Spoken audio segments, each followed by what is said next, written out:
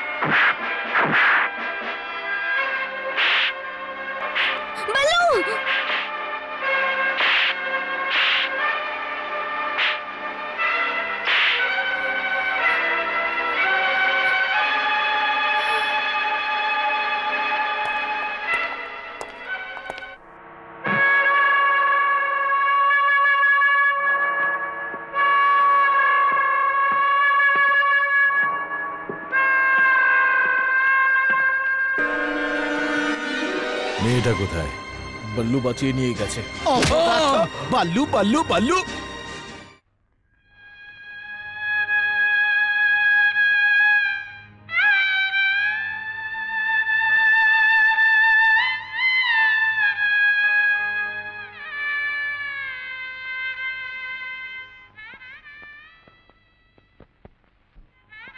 মাটি দান করুন।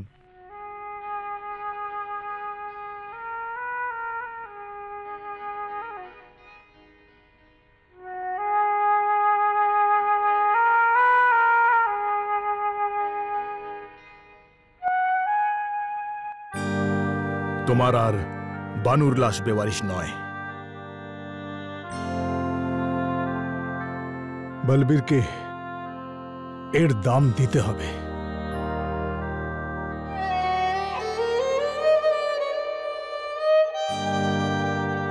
আমরা তোমার প্রতিশোধ নেওয়ার জন্য বেঁচে থাকবো জানু।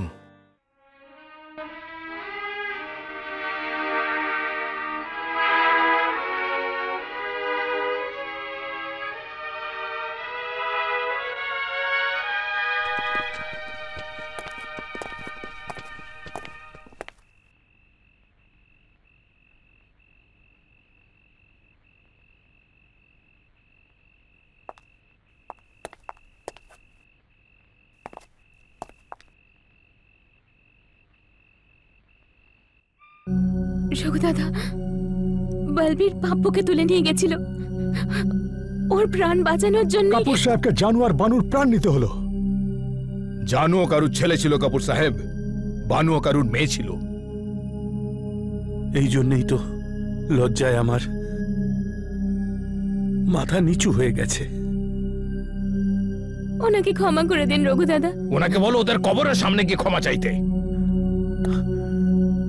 আমার এই অন্যায়ের বদলে আমায় মেরে ফেলো, কিন্তু আমার পাপ্পুর প্রাণ বাঁচাও, আমার পাপ্পুর প্রাণ বাঁচাও। এবার একটা কাজ করা যাক, কাপুর সাহেবকে একটা চিঠি লেখো। মাননীয় কাপুর সাহেব, এখানে সবাই কুশলেই আছে। আপনার সুস্থতার জন্য ভগবানের কাছে প্রার্থনা করি। আপনাকে এটাই জানানোর ছিল যে আপনার ছোট্ট দুষ্টু মিষ্টি পাপ্পু আমাদের কাছে। আর ঘটনাচক্রে 4 দিন পরে এই গরিবের জন্মদিন। যদি পাপ্পুকে জীবিত দেখতে চান তো আপনার কন্যা কুমারী মীনা কাপুরকে সাজিয়ে গুজিয়ে আমাদের ডেরায় পাঠিয়ে দিন। দারুণ হয়েছে। আরে কাপুর সাহেব, এতে দুশ্চিন্তা করার কি আছে? মীনা ওখানে অবশ্যই যাবে, কিন্তু বলবীরের জন্য যমরাজের দূত হয়ে। আর ইন্সপেক্টর সাহেব আপনি? নমস্কার শিলা দেবী। কাল যা কিছু হয়েছে আমরা তার জন্য খুবই দুঃখিত। এর জন্য আপনাকে অনেক অনেক ধন্যবাদ। আপনি এটা বলার জন্য এতদূর কষ্ট করে এলেন, না হলে তো জানতামই না এটা দুঃখজনক ঘটনা। পুলিশকে তো সবসময় সবাই গালাগালিই দিতে থাকে শিলা দেবী। আমরা কোনো জাদুগত্ত নই যে টুপি খুললাম আর ভিতর থেকে খরগোশ বেরিয়ে এলো। পাবলিক তো পুলিশের সঙ্গই দেয় না। কাল আমি বস্তিতে এসেছিলাম, সবাইকে জিজ্ঞেস করে দেখলাম, এমন মনে হলো যেন কেউ কিছু জানেই না। এখানকার মানুষরা যেন নিজেদের চোখ বন্ধ করে রেখেছে। আপনি কিছু বলতে পারবেন? অবশ্যই বলবো। কাল রাতে এখানকার কবরখানায় দুটো কবর দেওয়া হয়, একটা জানু আলীর, আরেকটা তার নববিবাহিতা স্ত্রী বানুর। বানুর মৃত্যুর কারণ ও প্রাণ দিয়ে নিজের সম্মান বাঁচিয়েছিল। আমার পুলিশের বিরুদ্ধে কোনো অভিযোগ নেই, অভিযোগ আমার নিজের বিরুদ্ধে। না আমরা ভালোভাবে বাঁচতে পারি, না ভালোভাবে মরতে পারি। আমরা বলবীরের সাথে নিজেরাই মোকাবিলা করার সিদ্ধান্ত নিয়েছি। আমি তো আইন নিজের হাতে নেওয়ার উপদেশ দেবই না। আর আমরা আপনার কাছে অনুমতি চাইছিও না। দেখুন ইন্সপেক্টর সাহেব, আমরা আদালত কোর্ট কাছারির চক্করে পড়তে চাই না। আমরা যদি গিয়ে বলি বলবীর শিলাদেবের স্বামীকে খুন করেছে, তাহলে আদালত বলবে প্রমাণ নিয়ে এসো। আমরা যদি বলি বলবীরের মতো নিষ্ঠুর জানোয়ার বানুকে বেইজ্জত করে হত্যা করেছে, আদালত আবারও একই কথা বলবে যে প্রমাণ আনো। আর যদি আমরা কোনোভাবে প্রমাণ নিয়েও আসি, তো কোনো ভালো উকিল কৌশল করে ওকে বাঁচিয়ে নিয়ে যাবে। তাই আমরা সিদ্ধান্ত নিয়েছি যে বলবীরের সাথে এবার লড়াই করব আইনের ময়দানের বাইরে, যেখানে উকিল আমরা নিজেরাই হব, আদালতও আমরাই, জজও আমরাই হব, আর জল্লাদও আমরাই। Happy birthday to you, happy birthday to you, happy birthday to you.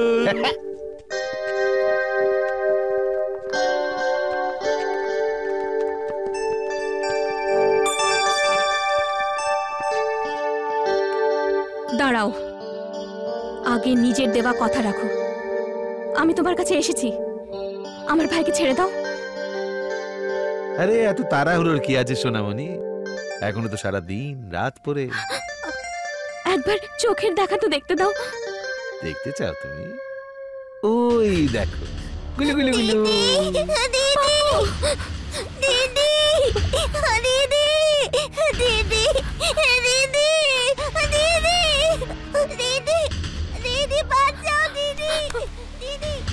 কাল সকালে যখন ফিরে যাবে, তখন পাপ্পুকে সাথে নিয়ে যাবে। ততক্ষণ আমার জন্মদিন উপলক্ষে তুমি নাচ দেখবে, গাইবে আর আমার আদর করবে। Hands up!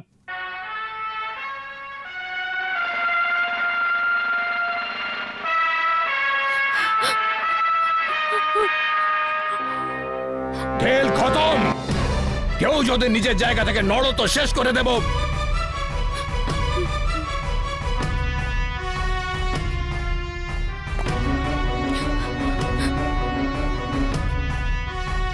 কেউ যদি নিজের জায়গা থেকে নড়ার চেষ্টা করে তো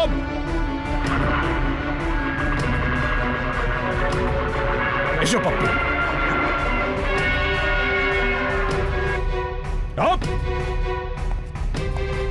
বসো বাবা, শক্ত করে ধরো। হ্যাঁ,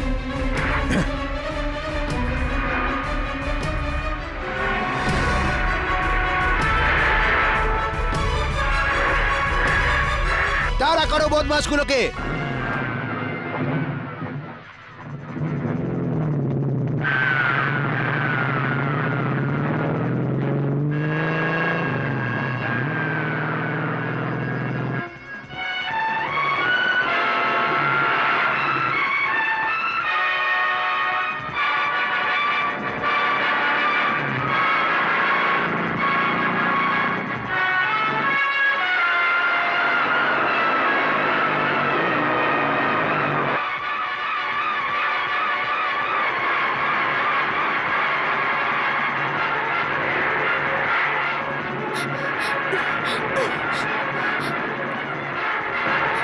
বললু, ওই আয়নাটা আমাকে দাও।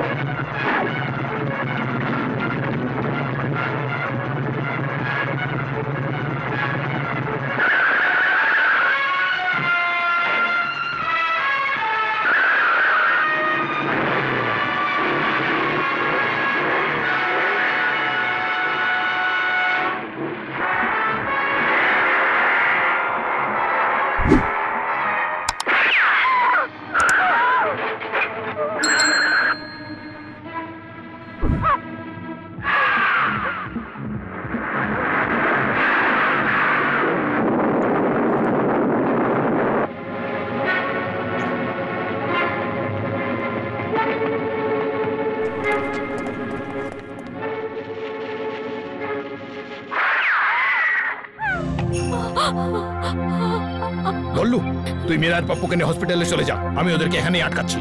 পাগল হয়ে গেছিস? আমি তোকে একা ফেলে রেখে যাবো নাকি? দেখ, গুলির বিষ যদি ছড়িয়ে পড়ে তাহলে মিনার প্রাণ সংকটে পড়বে। যা, তাড়াতাড়ি যা। না, আমার কিছু হবে না। যা, তাড়াতাড়ি যা, আমার কথা শোন। যা যা, এখন। আমি মেনুকে হসপিটালে রেখে ফিরে আসছি, তুই নিজের খেয়াল রাখিস।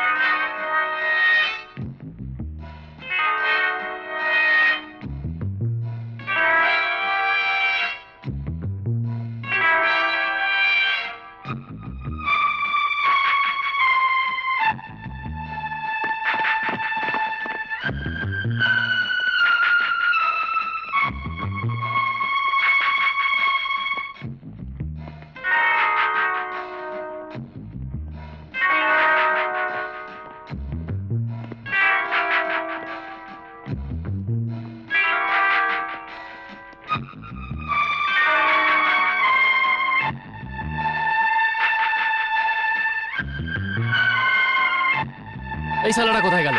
আমি এইখানে।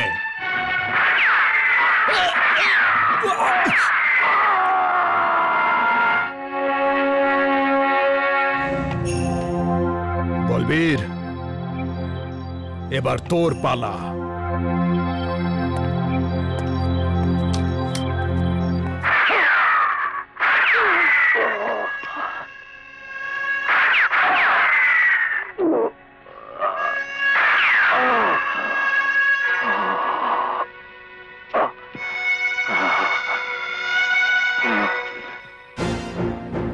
শয়তানের জয় হোক।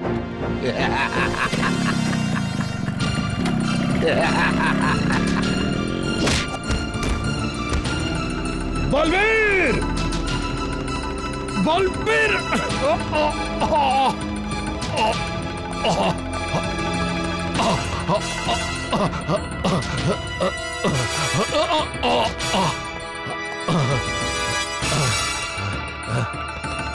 বললু,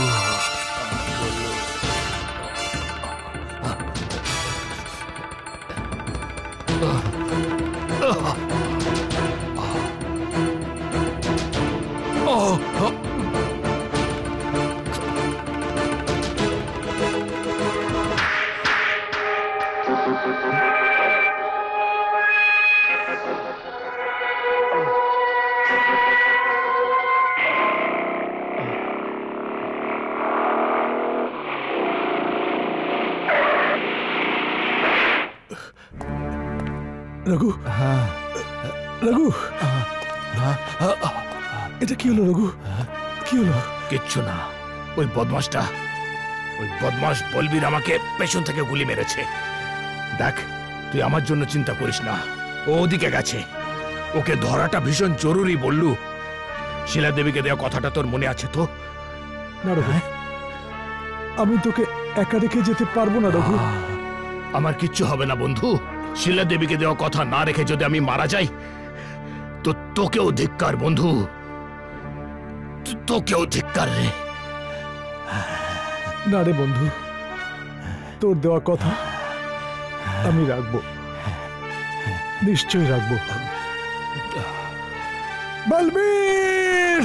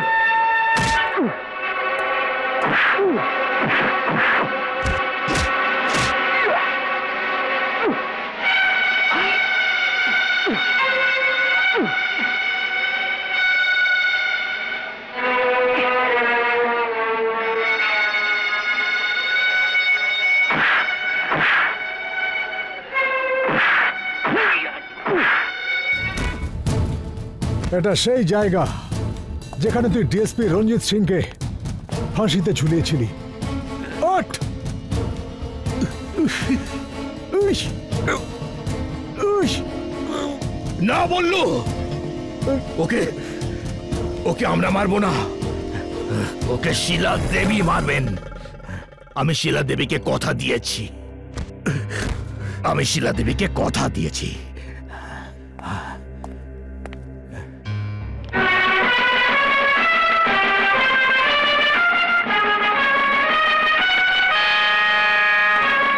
শিলা, শিলা, আমার মৃত্যু ঘনিয়ে এসেছে, কিন্তু কথা দাও,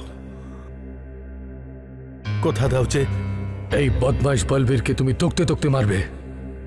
এত যন্ত্রণা দেবে যে ওর মৃত্যুর কাহিনী শুনে মানুষ কখনো অপরাধের নামও নেবে না।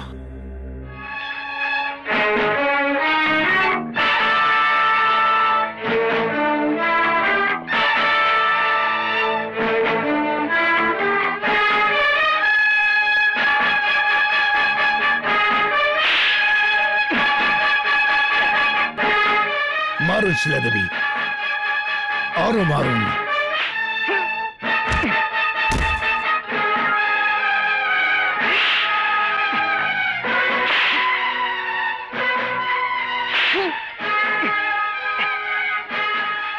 এই সেই হাত যা দিয়ে তুই বহু নারীর সম্মান হানি করেছিস।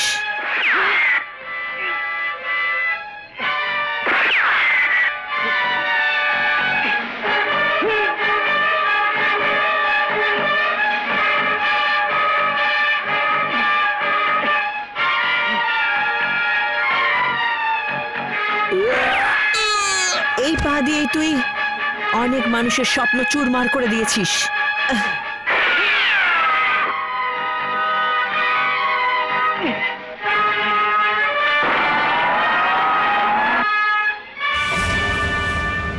থামুন!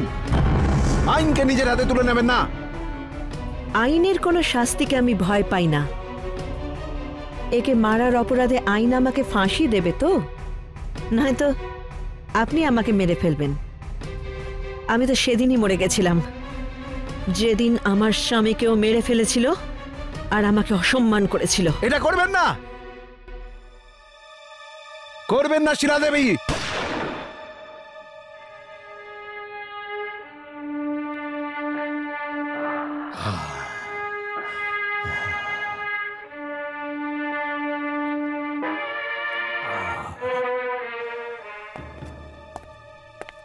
এ আপনি কি করলেন? হ্যাঁ, আমি ওকে মেরে ফেলেছি, কারণ ওর বেঁচে থাকা সমাজের সকলের জন্যই ক্ষতিকর ছিল। আমি আমার কর্তব্য পালন করেছি, আপনি আপনার কর্তব্য করুন। রঘু, রঘু!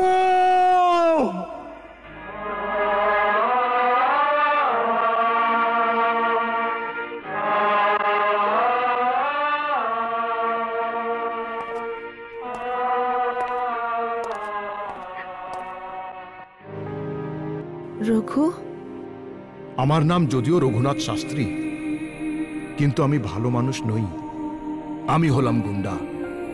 আর এখন আপনাকে এইটা বলতে এসেছি যে যদি প্রয়োজন পড়ে তো আমি নিজের রক্ত দিয়ে আপনার ক্ষতকে ধুয়ে মুছে সাফ করে দেব।